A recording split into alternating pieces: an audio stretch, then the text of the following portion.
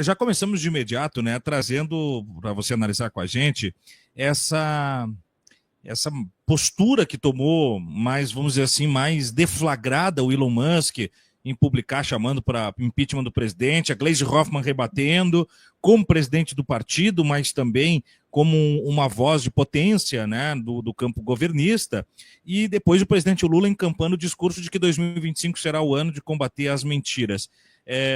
A guerra começou para valer? As cartas estão na mesa ou tem escalada para se dar ainda? Não, a situação é muito perigosa. Eu tenho alertado há algum tempo. Agora existem algumas pautas objetivas e materiais que permitem, inclusive, que nós façamos um esclarecimento objetivo.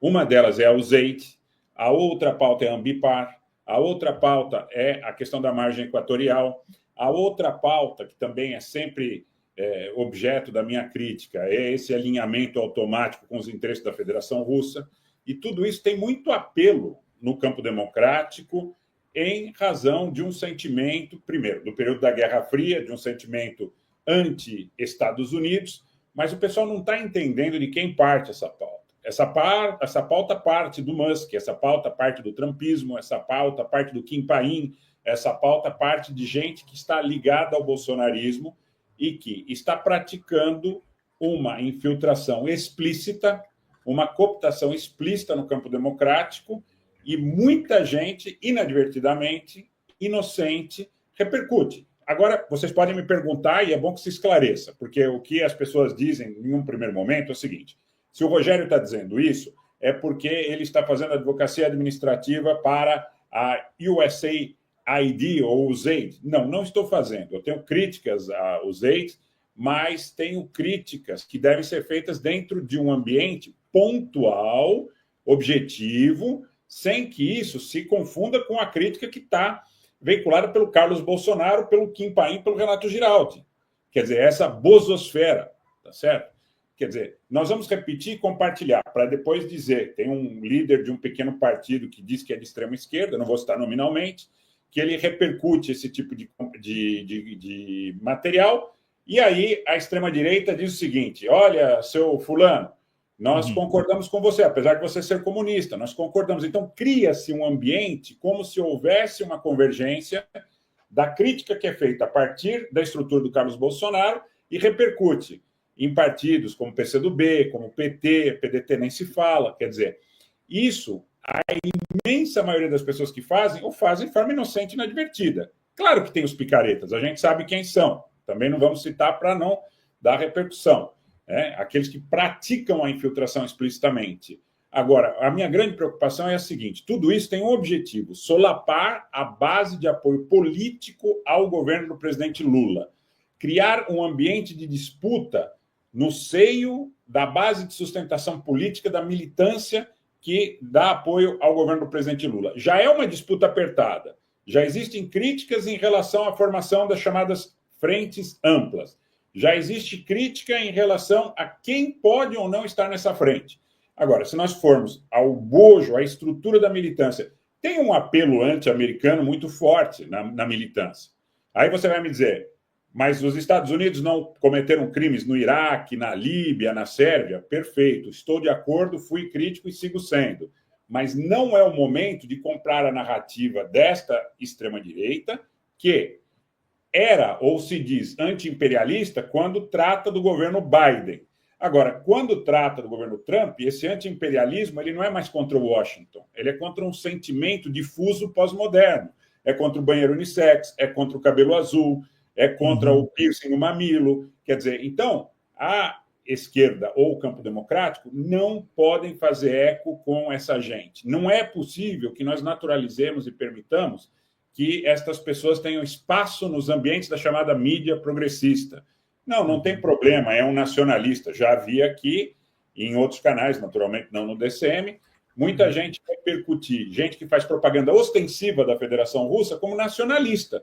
Só se for russionalista. Nacionalista não é.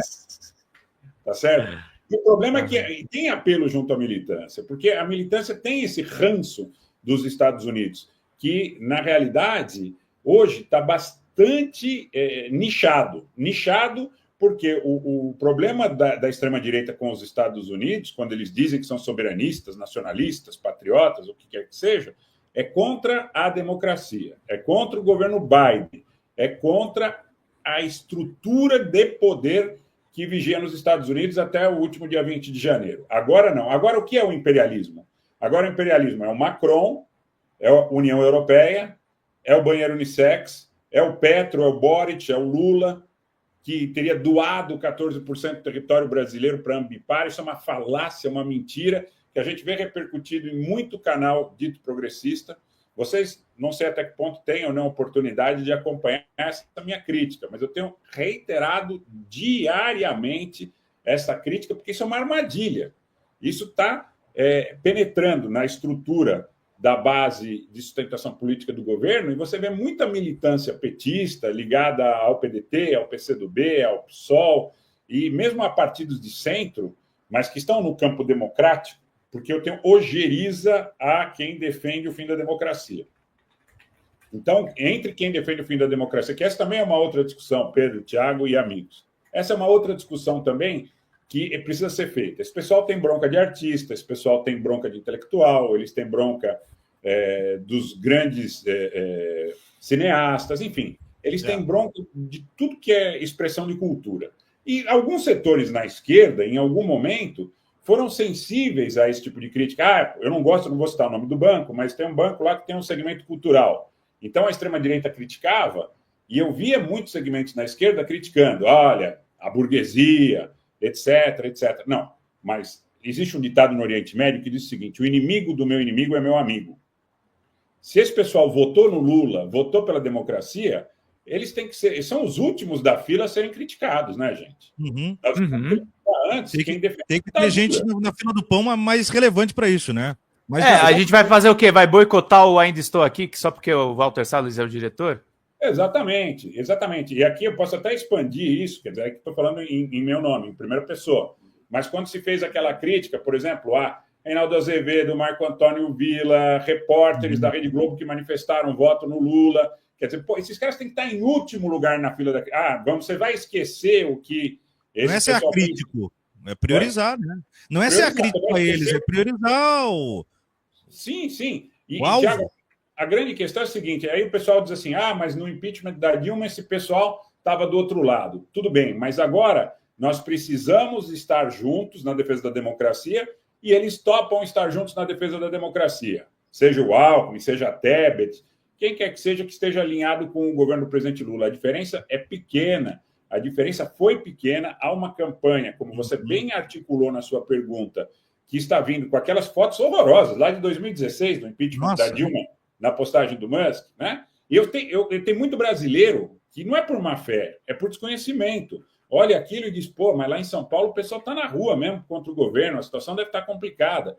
O pessoal não atina diretamente, não está como a gente está acompanhando tudo isso para e passo. Então, assim, essa confusão de união nacional, de forças, que eu chamo de fossas heterogêneas, né, como tem algumas pessoas que chamam aí, não existe com quem defende ataque à democracia. União nacional de forças heterogêneas tem que ser feita com quem defende a democracia e o Estado de Direito.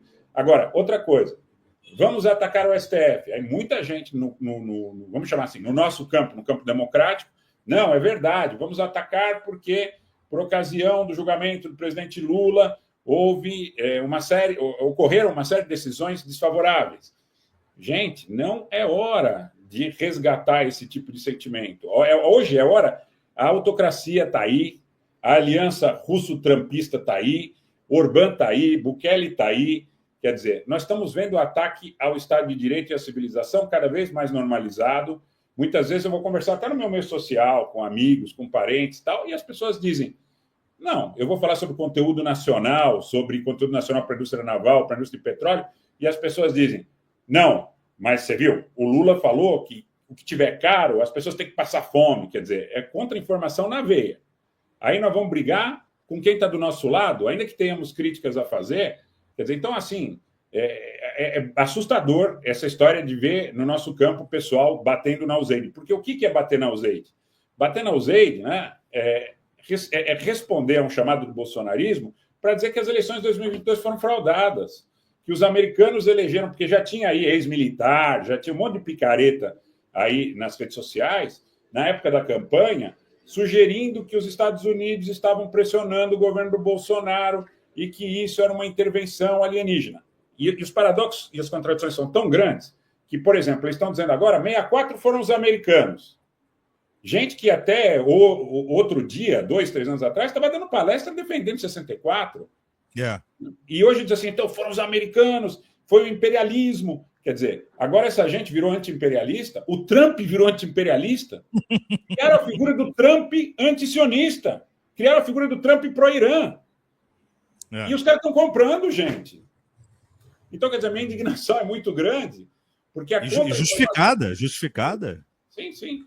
A contra-informação está campeando. E o risco, né, tentando responder objetivamente a tua questão, o risco é enorme. Por quê? Porque nessa de a gente não precisa defender tanto o governo Lula porque ele está cheio de erro, está cheio de problema e tal, qual é a alternativa? O que tem para... Sabe? Então é o que esses grupos falavam em 2022. Nem Lula, nem Bolsonaro, Bolsonaro. Porque gente aí que diz que é presidente, diretor, não sei se... de partido de esquerda, independente de ter representação ou não ter, diz assim, acho que não vai dar para votar no Lula. Então vai votar em quem? Vai votar 22 de novo, quietinho ali? Tarcísio, vai de Michele Bolsonaro, vai de quem, né? Exatamente.